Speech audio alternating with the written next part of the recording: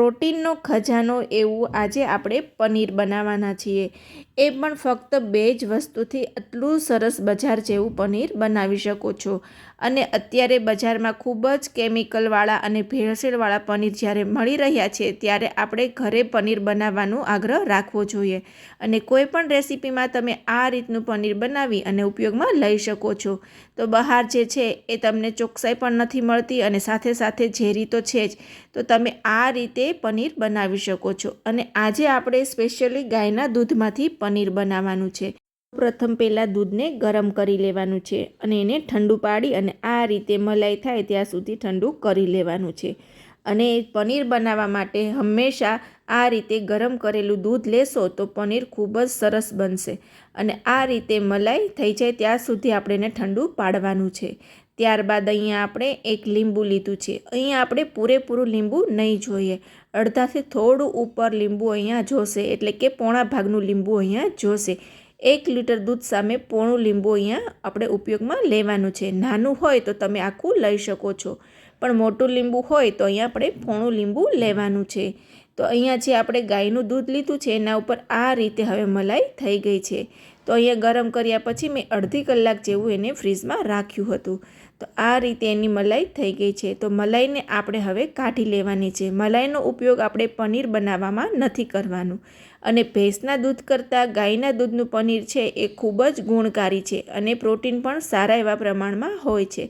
તો બને તો તમે ગાયના દૂધનું પનીરનો ઉપયોગ કરશો તો તમારા હેલ્થ માટે ખૂબ જ સારું છે।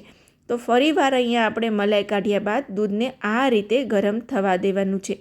એક ઉભરો આવે ત્યારબાદ આ રીતે પોણું લીંબુ અહીંયા આપણે નીચવું છે, એટલે કે અડધા લીંબુથી થોડું ઉપર અહીંયા આપણે લીંબુ લીધું છે।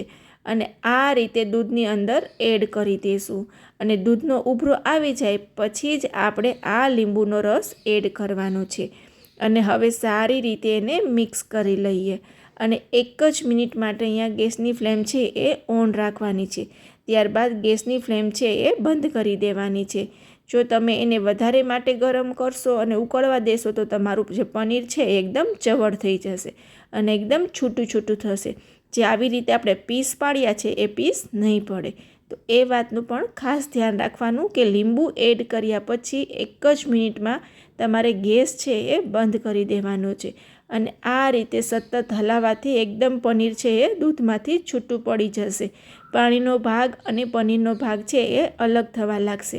તો આ રીતે 5 મિનિટ માટે કન્ટિન્યુ એને મિક્સ કરતું રહેવાનું છે, જેથી કરી અને બધું પનીર છે એ સારી રીતે દૂધ અને પાણી બંને અલગ થઈ જાય, એટલે કે પનીર અલગ થઈ જાય।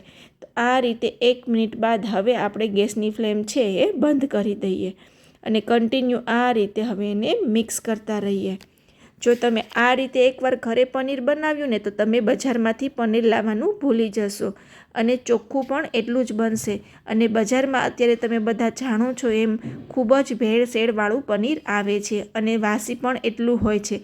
તો વાસી પનીર ખાશો તો તમને એટલા બેનિફિટ નહીં મળે।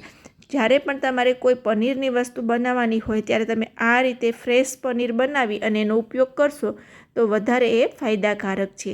તો બને તો તમે આ રીતે ઘરે પનીર બનાવી અને પછી ઉપયોગમાં લો તો વધારે સારું। તો આ રીતે હવે આપણે એને કન્ટિન્યુ ફરીથી 5 મિનિટ માટે મિક્સ કરવાનું છે અને મિક્સ કર્યા પછી આ રીતે બધું જ પનીર છે એ અલગ થઈ ગયું છે।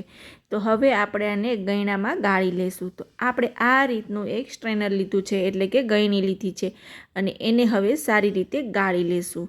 અને જે આ નીચેનું પાણી છે એને તમે ઉપયોગમાં લઈ શકો છો। એને ફેંકવાના બદલે તમે એને લોટ બાંધી શકો છો અથવા તો તમે એને છાશમાં થોડું થોડું એડ કરી અને છાશ તરીકે પણ ઉપયોગમાં લઈ શકો છો। અને એમાં ખૂબ જ બધા પ્રમાણમાં વિટામિન્સ, પ્રોટીન્સ બધું રહેલું હોય છે। તો એ પાણીને તમારે બિલકુલ ફેંકવાનું નથી અને એનો તમારે લોટ બાંધવામાં છે, દાળમાં છે અથવા તો શાકની ગ્રેવીમાં ઉપયોગ કરી શકો છો। ત્યારબાદ પનીરને આવી રીતે 2 થી 3 પાણીથી ધોઈ લેવાનું છે। અત્યારે આપણે નોર્મલ પાણીથી ધોઈ રહ્યા છીએ। ત્યારબાદ આ રીતે એકદમ ફૂલ ઠંડુ પાણી હોય એનાથી આપણે પનીરને ધોવાનું છે।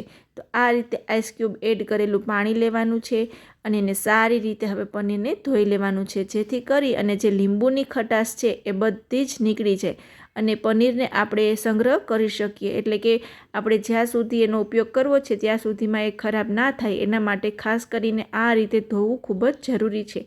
તો અહીંયા આપણે 5 થી 6 પાણીથી ધોઈ કપડામાં આ રીતે પનીરને લઈ લીધું છે અને કપડું છે એ કોટનનું હોવું જોઈએ અને એક્સ્ટ્રા જે પણ પાણી છે એ બધું નીચવી લેવાનું છે.